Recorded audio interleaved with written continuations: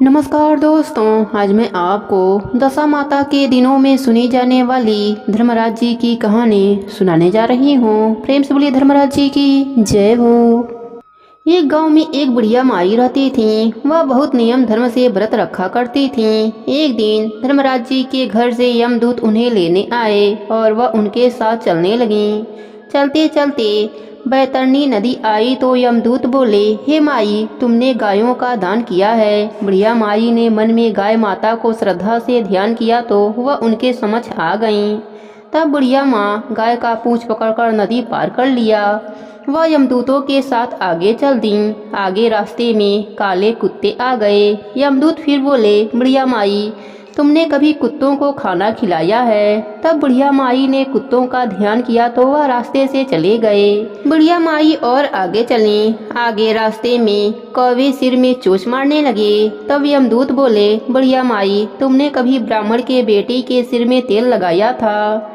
बुढ़िया माई ने ब्राह्मण की बेटी का ध्यान किया तो कौवे चोंच मारना बंद कर दिए। बुढ़िया फिर आगे बढ़ी। तब चित्रगुप्त यमदूतों से बोले कि आप किसे लेकर आ गए? बुढ़िया ने दान पुण्य तो बहुत किया है, लेकिन धर्मराज जी का कुछ भी नहीं किया है, इसलिए आगे का द्वार इसके लिए बंद है। सारी बातें सुनने के बाद बुढ़िया माई बोली कि आप सिर्फ 7 दिनों के लिए फिर वापस धरती पर मुझे भेज दो। मैं धर्मराज जी का व्रत करूंगी, कहानी सुनकर वापस आ जाऊंगी।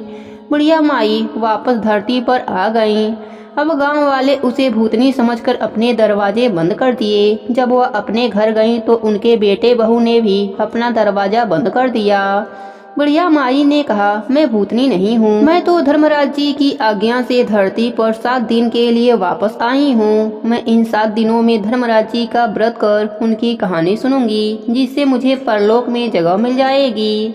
बुढ़िया की बात सुनकर उनके बेटे बहू ने सारी पूजा की सामग्री एकत्रित कर दी, लेकिन जब बुढ़िया कहानी कहती तब वह हुंकारा नहीं भरते थे। फिर वह बुढ़िया पड़ोसन को कहानी सुनाती है और वह कहानी सुनकर हुंकारा भरती है। 7 दिन के पूजा व्रत और उद्यापन के बाद जब धर्मराज जी ने बुढ़िया को लेने के लिए विमान भेजते हैं तो स्वर्ग का विमान देखकर उसके बेटे बहू के साथ सारे गांव वाले भी स्वर्ग जाने के लिए तैयार हो जाते हैं।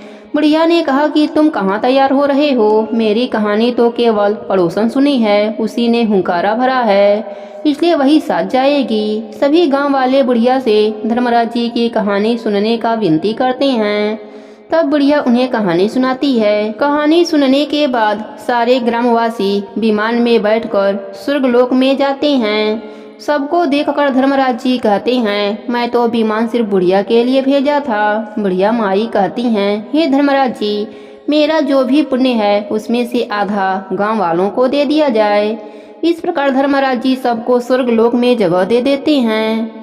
हे धर्मराज जी, जैसे आपने बुढ़िया माई के साथ सभी ग्रामवासियों को स्वर्गलोक में जगह दिया, उसी तरह कहानी कहने वाले, सुनने वाले, हुंगारा भरने वाले सभी को स्वर्गलोक में जगह देना। प्रेम से बोलिए धर्मराज जी की जय हो।